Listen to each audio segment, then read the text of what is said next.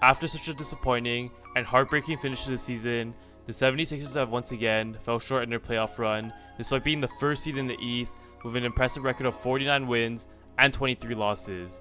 Even with their high ranking, they had ultimately lost to the 5th seed Atlanta Hawks in a Game 7 situation where they lost by 7 points and were so close to making it to the Eastern Conference Finals. So now that the Sixers are in their offseason, what moves do they need to make and which players should they trade away or aim to target in free agency? Find out in this video. What's going on YouTube? It's your boy C3 back with a lit video because you know I only drop the best content out here. Hope everyone is having a great summer and enjoying the sunshine. But before we start, and if you're new here or still unsubscribed, please consider hitting the like and subscribe button and join the gang since we are closing in on 1100 subscribers, so it will help a lot. Thanks in advance if you did, and other than that, let's get straight into today's video. The Sixers have always been known to choke in the playoffs, sorry Sixers fans, but it is true looking at their playoff record in the past couple of years, but this series was just an exclamation point. In Game 5, when it mattered most, the Sixers were up as much as 26 points at one time, but they somehow blew the whole lead and allowed Atlanta to come back from that huge deficit.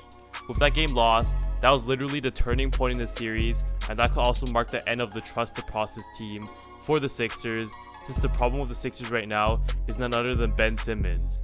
In other words, it is really time for the Sixers to trade Ben Simmons, since this experiment with him and Embiid have not been working, where they've underachieved in the playoffs each year.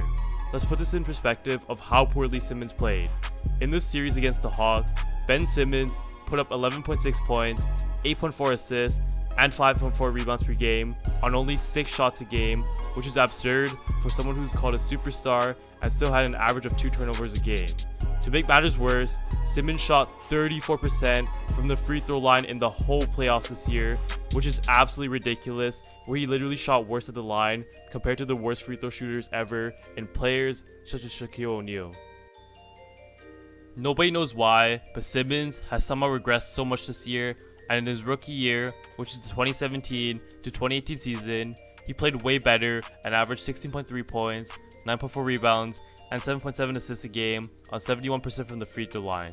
It's almost as if the further down he goes in his NBA career, the less confidence he has in himself, and I have evidence to support my claims. If you watch the Sixers game against the Hawks as well, Simmons was just scared to shoot, even when he was open, and he was making it worse for his teammates too, where his presence would just clog up the paint, and this usually led to them doubling Embiid and forcing him to put up a contested shot. Simmons was just invisible and literally did nothing for his team, where the Hawks defense literally ignored him on multiple plays. This just tells me that Simmons needs a change in scenery, and there's no other way to put it. As a result, the first thing the Sixers must do in this offseason is trade him away. So if the Sixers do trade Simmons away, they should get a shooter back or someone who can shoot and facilitate the court like Kyle Lowry, since the Sixers struggle with the shooting in the playoffs and in the regular season. In the regular season, the Sixers were 19th in the league at 3-point percentage, which was only 35.8%, and is why they need to get more shooters, and someone like Lowry would fit perfectly, and let's be honest, a team has to have a high 3-point percentage to make a deep run in today's modern NBA. Just look at the 2018 Warriors, where their 3-point percentage as a team was amazing.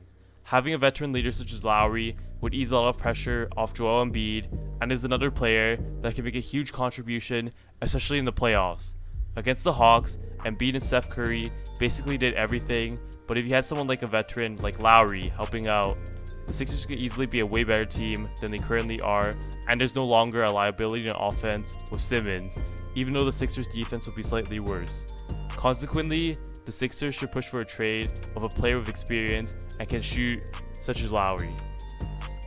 Finally, the Sixers should sign a couple small free agents that are shooters or 3-and-D players, such as Trevor Ariza or Jeff Green. These type of players will get the Sixers offense going and will improve their defense as well, and furthermore, it's a low risk and high reward scenario where these players only take veteran minimums.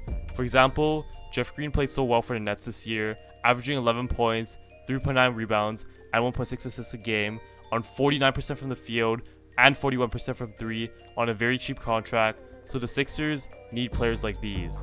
With more shooters, better defenders, and getting rid of a liability in Simmons, the Sixers will be way better next year for sure, so they should definitely do all the things I said. But what do you guys think? Do you guys believe these are the things the 76ers should aim to do, and is their top priority this offseason getting rid of Simmons and receiving a solid player back?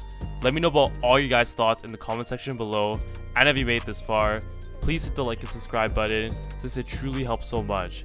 Until next time, AC3 out.